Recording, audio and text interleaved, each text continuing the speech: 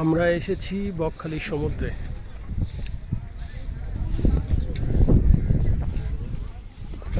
এখানে বেশিরভাগটাই বালি, পুরো বালিয়াড়ি অঞ্চল।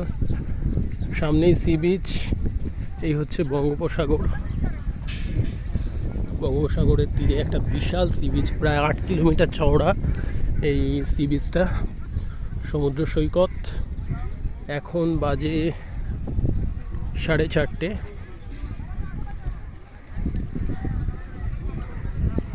1432 বঙ্গাব্দ।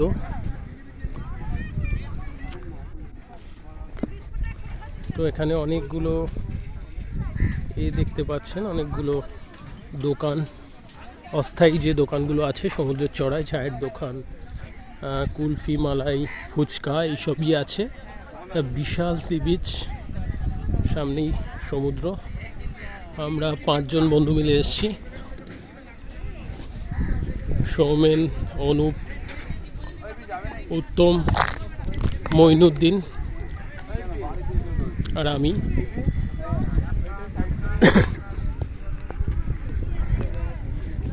সামনে একটা ডাবের স্টল আছে।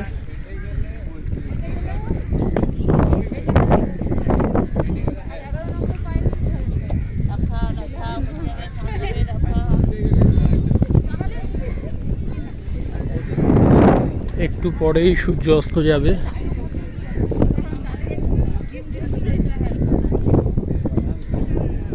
এখানে পুরো আদিগন্ত সমুদ্র।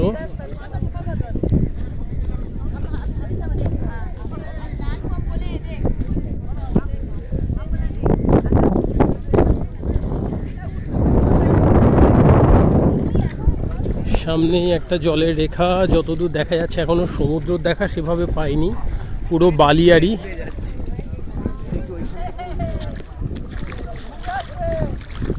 এখানে পুরো পা জলে ভিজে যাচ্ছে, এই সমুদ্রের জল। একটু হাতে নিয়ে দেখি কেমন মিষ্টি না নোনা। সম্পূর্ণ নোনা জল। সমুদ্রে তো মিষ্টি জল হয়ই না, কিন্তু অপেক্ষাকৃত কম নোনা। এই ছোট ছোট মাছ যাচ্ছে, ছোট ছোট মাছ। অনেকটা জুড়ে বালি, অনেকটা জুড়ে বালি, এবং বালির ওপাশটাই হচ্ছে আসল সমুদ্র। হাওয়া খুব বেশি যে আছে তা নয়, হাওয়া কমই আছে। সমুদ্রের তীরে আসলে যেমন বাতাসের শব্দ হয় ততটা হচ্ছে না, তবে হালকা হালকা আছে। ইছামতির তীরের ছবি আপনাদের দেখিয়েছি অনেকবার, ইছামতি, কিন্তু এটা একেবারেই বঙ্গোপসাগরে এসেছি আমরা, বকখালিতে, কলকাতা থেকে। তো সূর্য অস্ত যাচ্ছে, আর দেখছেন চারিদিকে এখানে মানে যা পর্যটক সংখ্যা অনেক কম, এই জন্য একদমই প্রায় নির্জন বলা যায়, নির্জন সি বিচ। এখানে রাত 10:30 পর্যন্ত মোটামুটি থাকা যায়। 10:30টার মধ্যে হোটেলে গিয়ে উঠতে হয়, আর 9টা, 9:30 পর্যন্ত সি বিচের ধারে বসে থাকা যায়। তারপরে আর যায় না, তখন পুলিশের রেস্ট্রিকশন আছে, প্রশাসনের। তো এই সেই সমুদ্র। বঙ্কিমচন্দ্র চট্টোপাধ্যায় কপালকুণ্ডলা উপন্যাসে লিখেছিলেন সেই সাগর সঙ্গমে নবকুমার। তো সেই সাগর সঙ্গম আর একটু দূরেই গঙ্গা যেখানে মিলেছে বঙ্গোপসাগরের সাথে, সেটা হচ্ছে আমরা কাকদ্বীপ হয়ে এলাম। কাকদ্বীপ থেকে বকখালি, নামখানা হয়ে বকখালি এলাম। তো সত্যি একটা মানে খুব ভালো অনুভূতি হচ্ছে, কি বলবো। এবার সমুদ্রে দেখা পাচ্ছি ধূসর সমুদ্র, নীল সমুদ্র নয়, ধূসর সমুদ্র। কিন্তু এটা এইবার সমুদ্রের গর্জনটা পাচ্ছি, অসাধারণ। মানে চারিদিকে পরিবেশ, প্রকৃতি একদমই অসাধারণ, দারুণ দারুণ। আজকে আমরা এসছি বেলা 2টোর দিকে। তো এসে হোটেল বুক করে খেয়ে দিয়ে সমুদ্রের ধারে আসতে প্রায় 4:30 বেজে গেছে। আর এখন আমরা সমুদ্রতে নামবো না, সমুদ্রের ধারে দাঁড়াবো। তো এটা খুবই একটা ভালো অনুভূতি। যদিও আজকের দিনটায় আমার কিছু ব্যক্তিগত কারণে একটু মন খারাপ আছে, কিন্তু তবুও যতটুকু প্রকৃতির সান্নিধ্যে আসলাম ভালো লাগছে। সমস্ত মানুষের জন্য আমি শুভকামনা জানাই। জাতি ধর্ম বর্ণ নির্বিশেষে সবাই ভালো থাকুক, হিংসা বিদ্বেষ হানাহানি দূরে যাক, আমাদের প্রত্যেকের মনে শুভ চেতনা বা সুচেতনার উদয় হোক, এটাই চাই। তো দেখছেন যে খুব একটা মানুষজন কিন্তু নেই, বিচ্ছিন্নভাবে অল্প কিছুজন মানে বিভিন্ন জায়গায় ঘুরছে। আমার গলার সাউন্ড আসছে কিনা আমি জানি না। সমুদ্রের একেবারে ধারেই চলে এসেছি। এখান থেকে মাত্র কয়েক পা গেলেই সমুদ্র, আপনারা দেখছেন। তো আমি সমুদ্রের দিকে ক্যামেরাটা ধরছি। আমার জীবনে প্রথমবার এই বকখালিতে আসা, এর আগে কখনোই আসিনি। আমি দীঘার সমুদ্র দেখিনি, একমাত্র সমুদ্র দেখেছি ভাইজ্যাকে অন্ধ্রপ্রদেশে, আর তারপরে আমি দেখেছি গঙ্গাসাগরে। তো এই তৃতীয়বার আমার সমুদ্র যাত্রা, তৃতীয়বার সমুদ্র দর্শন। দেখছেন সামনেই বল খেলা হচ্ছে সমুদ্রের চড়ায়। কিছু পর্যটক তারা এসছে, তারা ফুটবল খেলছে।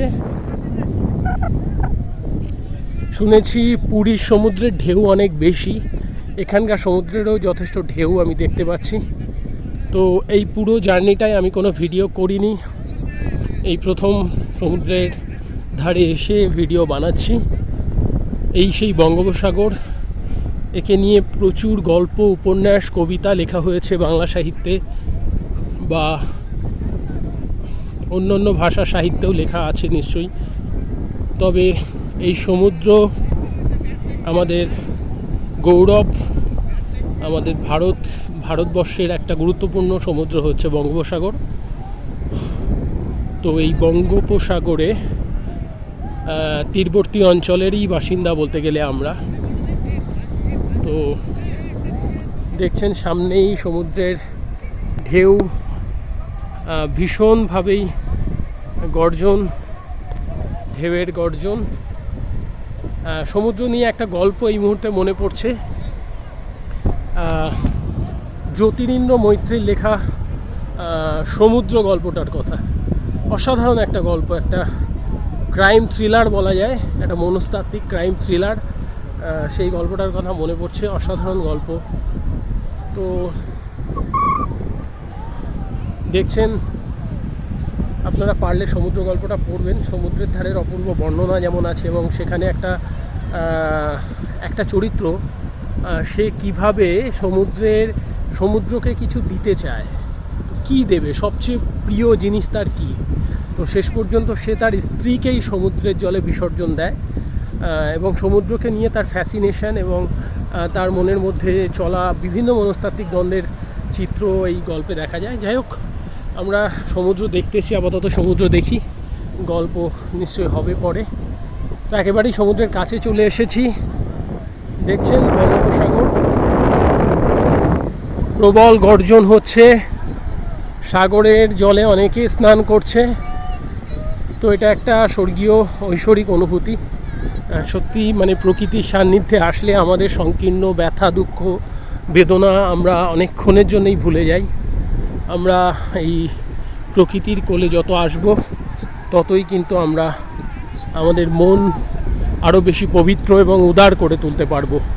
তাই ঘরের মধ্যে বসে না থেকে আমরা সমুদ্র বা পাহাড় নদী বিভিন্ন প্রাকৃতিক জায়গায় আমরা ভ্রমণ যদি করি মাঝে মাঝে, তা যার যার আর্থিক সামর্থ্য অনুযায়ী, তবে আমাদের মন আরও পবিত্র, আরও সংকীর্ণতা মুক্ত হবে আশা করি। তো যাই হোক, আমরা একেবারেই সমুদ্রর কাছে চলে এসেছি। আমি দেখাবো সমুদ্রের ছবি একদম সমুদ্রের ধারে গিয়ে। তো সামনেই আছে আমার বন্ধু মঈনুদ্দিন।